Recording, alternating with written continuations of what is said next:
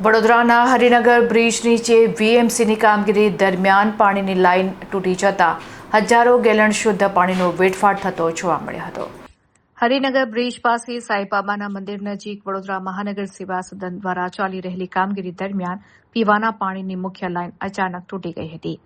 Line તૂટવાને કારણે જોતજોતામાં લાખો ગેલન ચોખ્ખું પીવાનું પાણી રસ્તા ઉપર વહી ગયું હતું અને સમગ્ર માર્ગ પાણી થઈ ગયો હતો।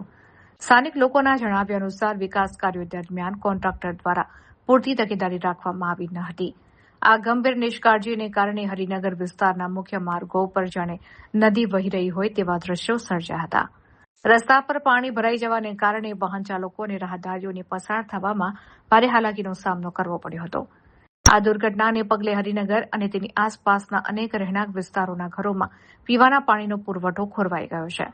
ઉનાળાની ઋતુમાં જ પાણીની મુખ્ય લાઇન લીકેજ થતા સેંકડો નાગરિકો પીવાના પાણીથી વંચિત રહી ગયા છે। સ્થાનિક રહીશોમાં તંત્ર અને કોન્ટ્રાક્ટર સામે ભારે રોષ જોવા મળી રહ્યો છે। લોકોની માંગ છે કે તૂટેલી લાઇનનું સમારકામ યુદ્ધના ધોરણે કરી પાણીનો પુરવઠો વહેલી તકે પૂર્વવત કરવામાં આવે। બધાની વસ્તુ આ એક જ છે, બેદરકારી જ છે એ લોકોની। કામ તો બધું કમ્પ્લીટ થતું જ નથી એ લોકોનું। આજે કેટલા દિવસથી અડધું કામ કેટલા લોકોને પાણી નહીં મળે? આખા એમ જ નહીં મળે ને, આ એરિયામાં બધા અજય કોલોનીમાં બધું જ નહીં મળે। 9:30 જેનો ટાઈમ છે એ પછીનો કાલે પણ આવી પરિસ્થિતિ હતી। આ જાત પરિસ્થિતિ એ લોકોનું કામ ચાલે છે તેની આ પરિસ્થિતિ વચ્ચે 2 દિવસ પાણી નતું આવ્યું એ લોકોના લીધે અમારા માટે। અને ગોત્રી રોડ અને બ્રિજ ના નીચે આ પાણી બધું કાલ બપોરે 3 વાગ્યાનું તૂટેલું છે।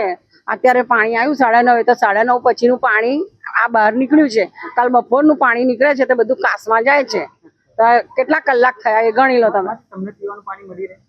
પાણી મળી રહે પણ કેવું ધીરું જ આવે છે પાણી। તો ઓલરેડી પાણી ધીરું આવે છે અને હવે પાછું કાપ મૂકવાની વાત કરે તો પછી અમારે પીવાનું લાવવું ક્યાં અને ગટરનું ભેગું થાય છે। હા, કાલે 3 વાગ્યાનું લીકેજ છે આ પાણી।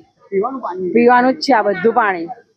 9:30નું પાણી આવે ને તો 10:30 જાય તો આ 10:30 સુધી આવું ને આવું રહેશે। કેટલા ટન પાણી નીકળી ગયું બરાબર?